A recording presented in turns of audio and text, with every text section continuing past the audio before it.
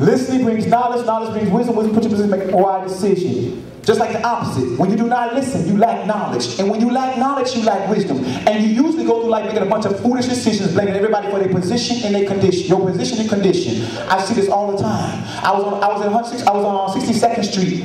I made a comment. I had all women. I had grown adults in there, all women. I said that when I said this, I had to be close by the door. You know what I'm saying? Because I knew that women might want. But when I said this, I got their attention, but I did this to get their attention. Because I said this, no man has ever dogged out a woman until she dogged out herself first. That woman got kind of stirred up. I was like Peter. I was like, when I first came, you loved me. You hate me because I tell you the truth. That's the truth. Vice versa. Why? Baby girls, men, that's your house. You let that foolishness in.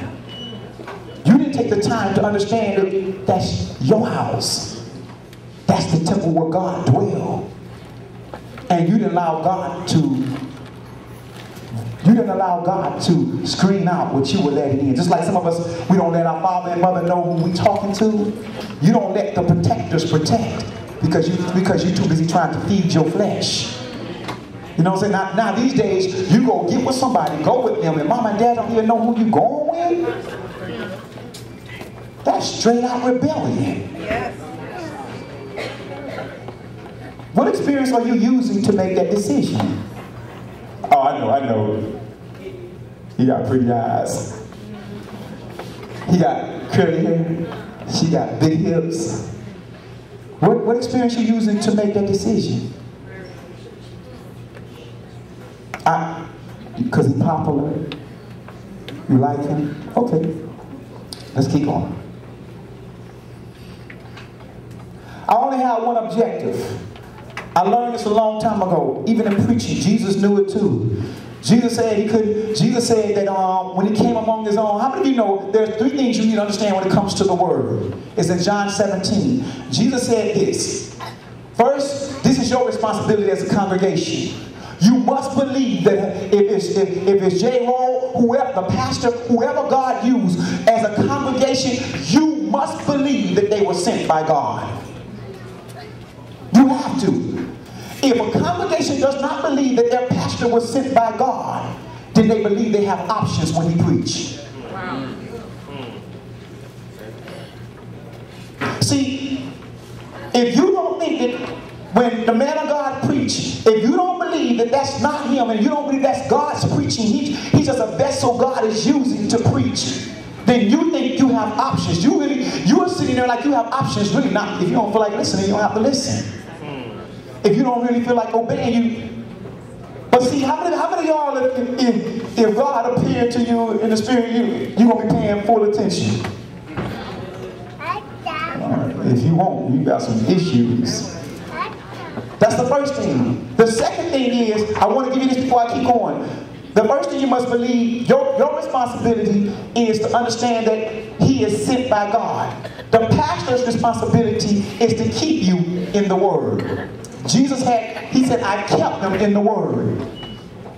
Meaning I can't give you, it's not my job to give you my opinion. It's not my job to give you what I think. My job is to keep you in the word. Everybody understand? Y'all with me? Even as young people, to keep you in the word. So, but Jesus said, how do I know this is effective? Because when Jesus went to Jerusalem, when he went to where he was born, he said he could not do a lot of work there because they did not believe. They did not believe what? They did not believe he was sent from God. So he couldn't do a lot of great work there. So therefore, I can't do a lot of great work here if you don't believe that God sent me. Not J. Rowland invite. This is something God established over 2,000. God said, I'm establishing this. I'm going to have my son meet my son, and he's going to invite him, and he's going to begin to minister to him to my young people about relationships. Why? So my young people will begin to birth spiritual offsprings. So my young people will understand that they will become evangelistic in their schools, middle schools, high schools. And the way they create relationships is the way they reveal whether God is with them or not. Y'all understand? The way you create relationships reveal to God. In other words, you can't have cliques in school. You can't be talking about, I'm with the girls over here because they the bright-skinned girls. I want to, because see a child of, because you understand, because every time somebody look at you, they should be seeing who? The God that dwells in you, since you're the temple of God, right? You're the house of God. So when I see you, the house of God, and the house of God is not prejudice. And neither does it have cliques. Y'all with me? So what is my job? I only have one objective. Because when you walk out of this room, and I don't care who's preaching, when Jesus get to preaching or whatever the situation is, when you walk out, I can't tell you what to do in your schools. I'm not there to see you. So all I can do is to leave you with, get you to think. Get you to think. Say think. Think. Say think. Think. And see, if you're from West Broward, you say think. And if you're from Overtown, you say thank. Say thank. You know what I'm saying? I like thank. You know what I'm saying? My objective is to get you to think. Because what? How many of y'all believe that our young people do a lot of thinking today? Y'all think young people do a lot of thinking today? I was in a university. I was at a college, and even freshmen say, "No, we don't." But that's okay because that's how you were programmed. Because if you start thinking, BET, MTV, the movies, they would stop gaining money. Seriously, they would not make from yours, because they make most of their money from your generation. If you all begin to think, they would stop making money. So they had to change, they had to shift you from thinking, and they had to program you. Later I'm going to tell you, real quick, I'm going to tell you what did they exchange thinking for. I'm going to tell you what they exchanged thinking for. But I want to show you that they had, how many of us in this room think we programmed? Even in the house of God. Anybody think we programmed? Yes. We are. I think we are. You don't believe me? Like, give you an example. If I walked up to you and called you something like the B word, that's, are you going to go for that? Of course not. Are you going for that? You going for that? If I called you the H word, would you go for that? Of course not. You're not going. That's degrading, right? That's degrading, right? But you know what? Many of us will say, no, I'll never go for that. I know you might call yourself a pastor. You try to be like, yeah, we might have to get busy. You know what I'm saying? But how many of you know before we were saved, I'm going to hope and say this, before we were saved, everybody said, no, you're lying. You know why? Because all they had to do was,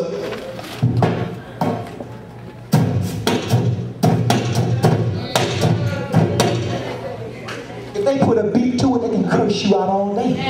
Because you so programmed, and you so programmed, when they put a beat to it, they call you the H's and the B's. You go to you need to get that CD, girl, that thing, or they call me a B.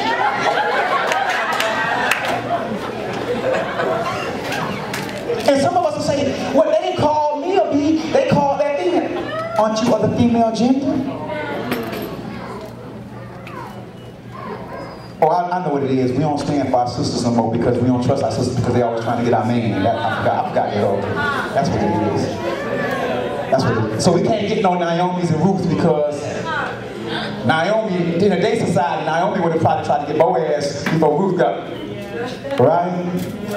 Right? So we don't even trust sisters in the church. That's why we're like, girl, they be trying to get your man. So there's no trust and love in the kingdom. So that means we must be just like the world. Because there's no trust and love in the world. Just something to what? Think about it. Just something to think about, right? Okay. Think about sex. Say sex. Sex. Sex. Sex. Let me tell you something. I told you all earlier that we have a contract with the school system. But you know what's interesting? In our contract with the school system, to go in, God created something. God said, I want to send you back. That's why J-Ro don't know how much he was on point when he called me, when he told me this. Because the day he called me and told me this, God was just spoken something to me.